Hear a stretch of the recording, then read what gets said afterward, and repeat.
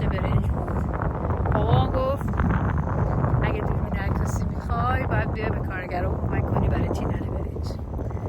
من همش اینقدر قد داشتم و قبول کردم و اومدم تو مزرعه برای چیدن برنج. از اونجا بود یاد گرفتم برای هر چیزی که میخوام باید تلاش کنم. از همینجا میگم بابا دمت گرم، همیشه داشتی ولی هیچ وقت موفق ندادی و به ما یاد دادی که برای زندگی باید زحمت کشید.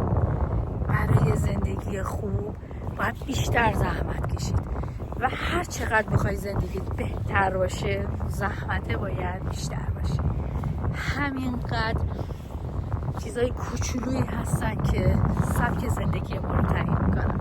حالا که امروز اومدم اینجا دوباره اون خاطره ها برام مرور شد. دنیایی که انتها نداره.